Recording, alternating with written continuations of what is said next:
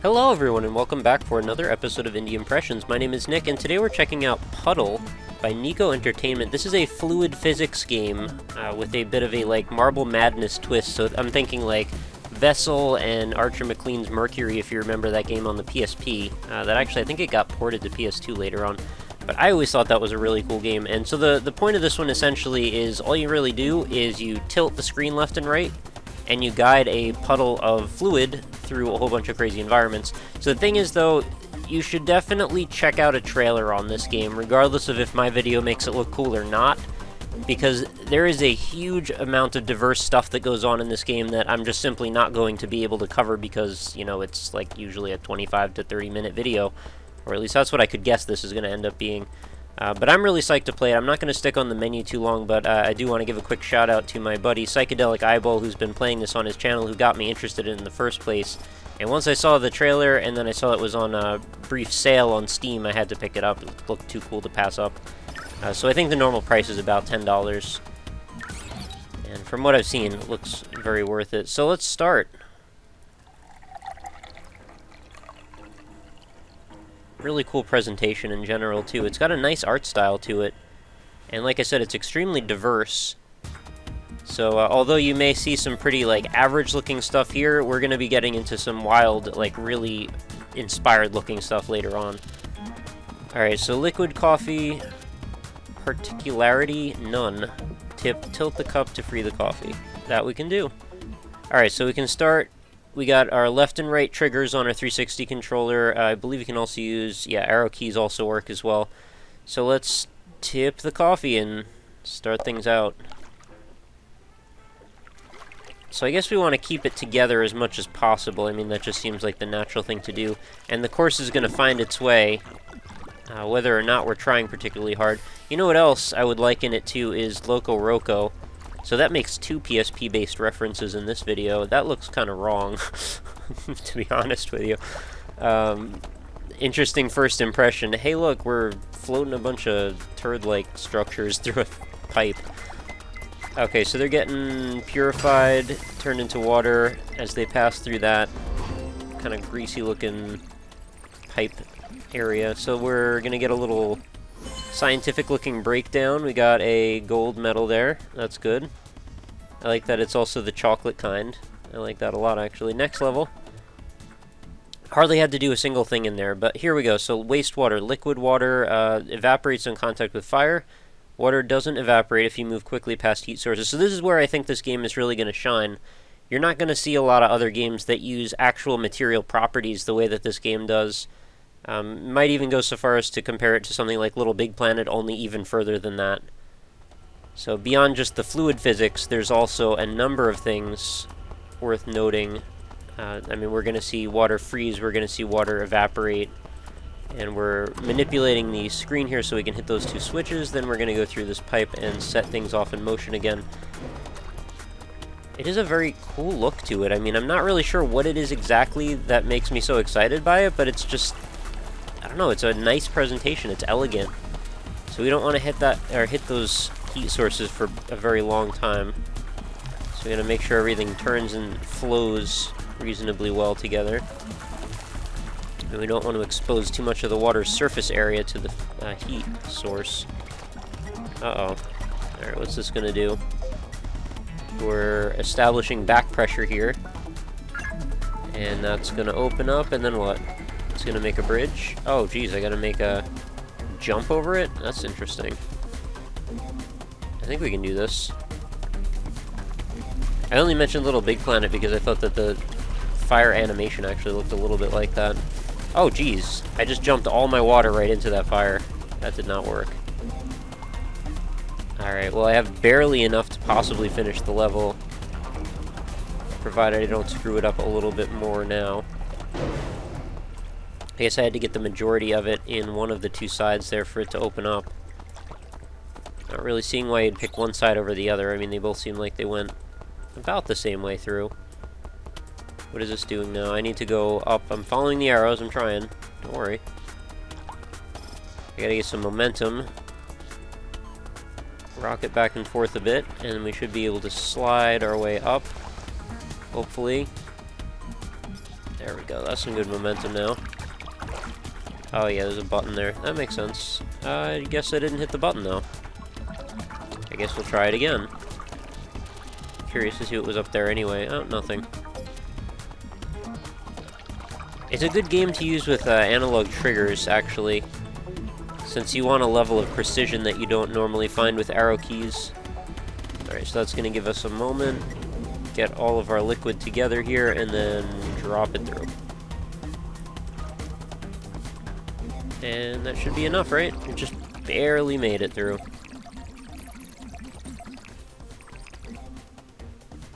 Did we actually pass for gold? Or are we... I can't tell what part of that chart we're on. Anyway, didn't look like we got anything out of that. Oil burner. So you can see where the appeal comes from in a game like this. And if you've got a little bit of a mind for science-y type stuff, I imagine this would be pretty easy to get into. Oh, jeez. Fire sources everywhere. Don't go up! Don't go up! Alright, there we go. That should work. Oh, I just lost a whole bunch. Well, come on, man. I can't work with it when it's shooting all over the screen at the same time. Get through. You know what else this is reminding me of a little bit is the, and pardon me if I butcher the title here, because it's been a while since I've said it. What is it? Totally Insanely Twisted Shadow Planet? There's no totally, it's just insanely, isn't it? I think I screwed this run. Something about the silhouetted aesthetic, it seems. I'm not sure I can make it through this.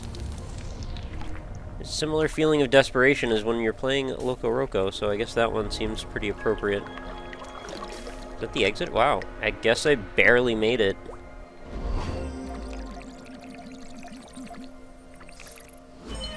Hey, I even got a silver for some reason. Not sure why, I didn't do particularly well. So I was hoping we would get to perhaps see the, like, the bio area, because there's a place where you, I guess you're, like, the radioactive fluid that they use in X-rays, and you get to go through a human body, and there's all kinds of, like, cell stuff going on. It looked really cool. Like, from a graphical perspective. It sort of reminded me of the intro or the main menu title screen from Metroid Prime a little bit. You know, it's been coming up a lot lately. There we go. Yeah, just trials it. That should work. Actually, just heard they announced Trials Evolution, the new one, coming out for PC, which is definitely going to be something I want to pick up. Don't want to go off on too many tangents, but that is a pretty freaking good game.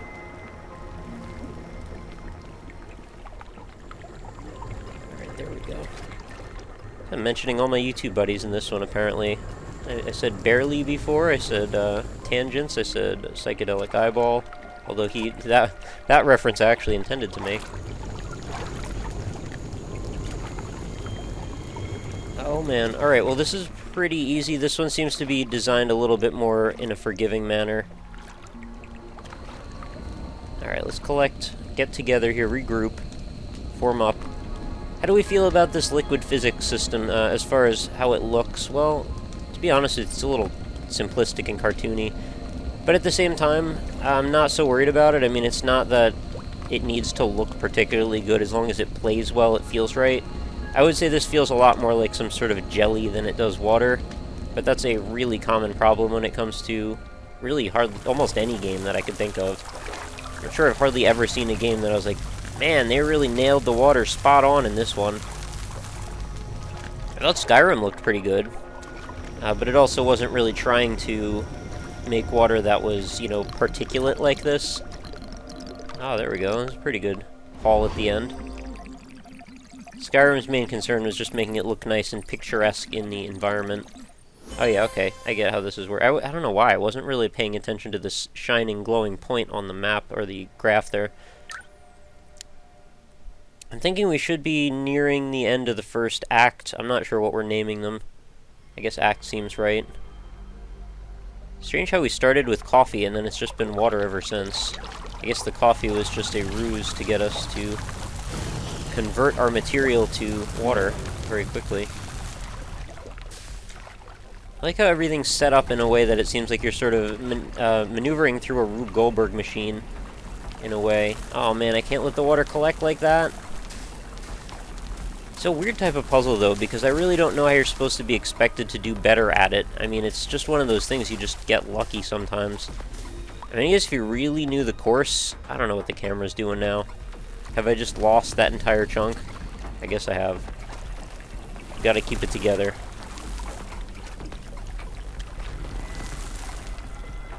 I'm finding my left thumb using the analog stick, even though it's completely not required. I'm hoping this is a particularly short run. No, that's not gonna fly at all. Gotta go back, and we gotta hope with what? Why isn't the what? What kind of junk is that? The camera just left me to... Okay, that was really bad. I can actually skip it, it said. I can whine and skip. I don't know how to do better at this. I mean, I've probably got to practice a little bit. You know, holding the left or right at just the right moment to try and get some of this stuff to pack up together in the right way. I mostly just wanted to see some of the material properties. You know, the water on fire thing is cool, but I feel like that's a little bit boring compared to some of the more exotic stuff we'll get to see later. Alright, I think we're off to a slightly better start than we were a moment ago.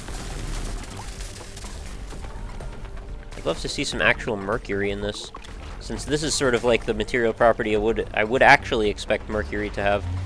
Alright, well I think I totally screwed my game again on this one. I may actually end up just skipping this level. Not because I think it's too hard or anything, I just don't want to rehash the same content too many times in a row.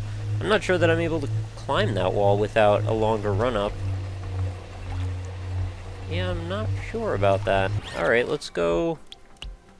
Oh, okay, I guess I just have to kill myself. Sorry, fluid. At least I don't feel terribly bad if my water dies. It's freaking water. Alright, you're off the screen. Thank you. I'll whine and skip. I can have up to 4 whines. I like that they don't dress up all the sciencey stuff either. That's kind of cool. Even though I don't get all of it, it's still kind of nice to know that it's consistent to its own theme. What am I supposed to do here? I guess we're supposed to hit these 2 levers. We gotta get momentum. If I end up losing a couple times, I'll just keep whining and skipping, because it's not like I'm not going to be able to go back and actually solve these when I'm off camera. Should be fairly easy. Oh, am I supposed to hit them both at the same time? Or what? Okay. Oh, I think the goal here is to actually try and evaporate all the water. So it's like a reversal. That's interesting. That seems a little bit annoying at the same time, though, but still interesting. I do like when a game can mix up its formula a little bit. Oh, that sucks. So the heater actually tends to go out,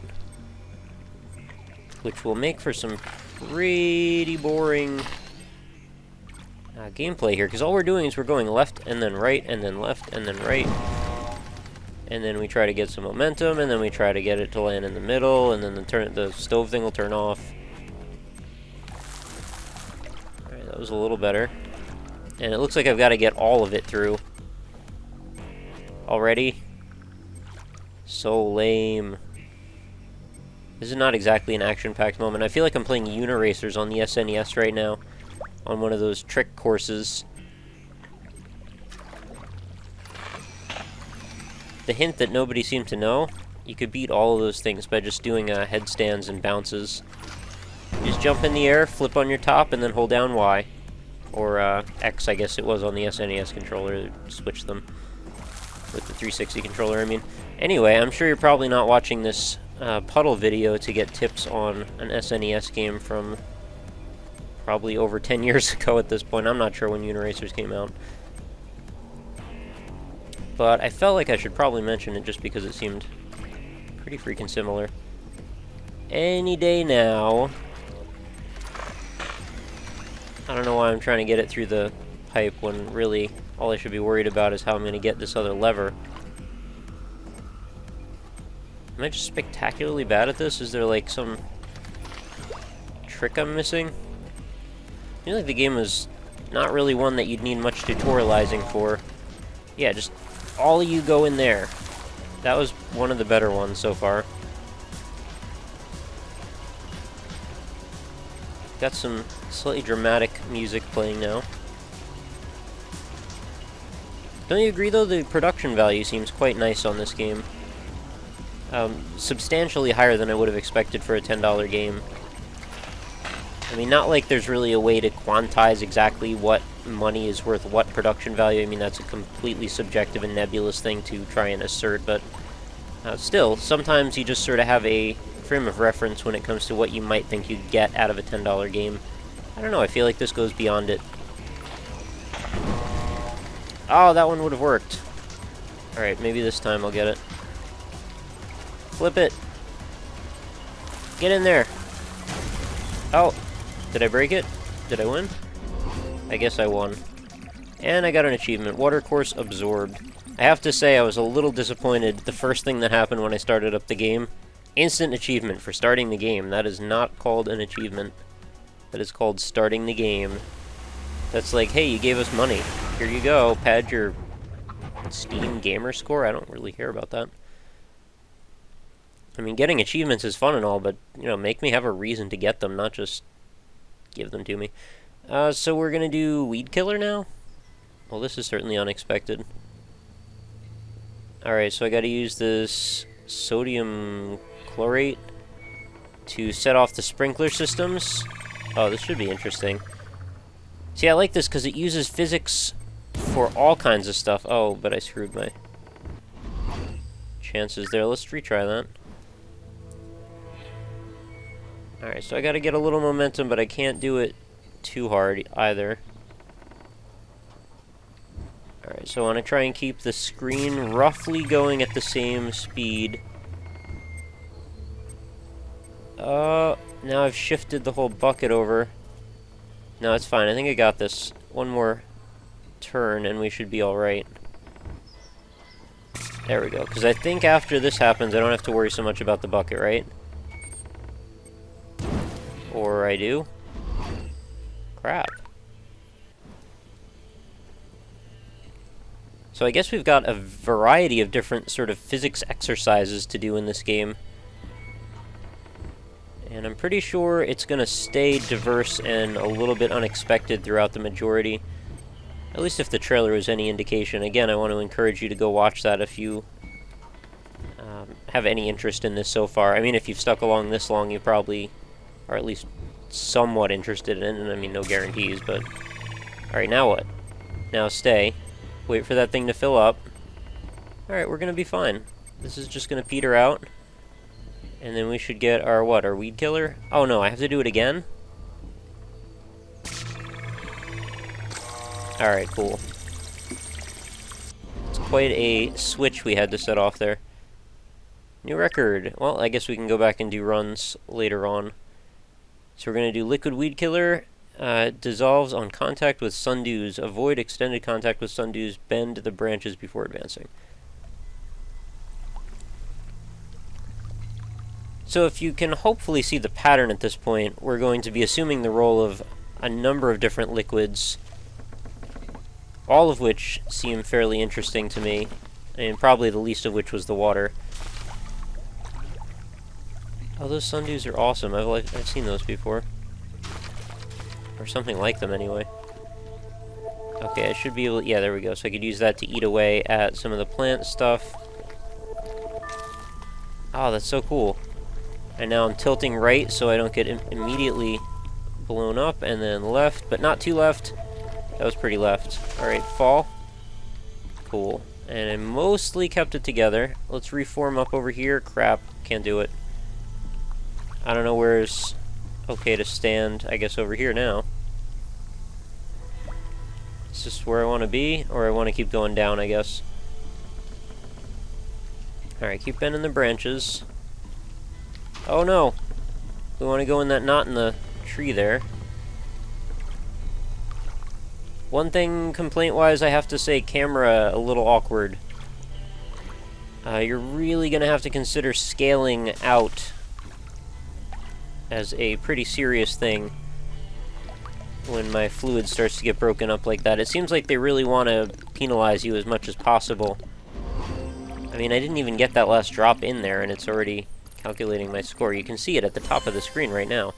Whatever, I can't complain, I still got a gold, but you know, if I'm really trying to be particular about my score, that might be a little frustrating.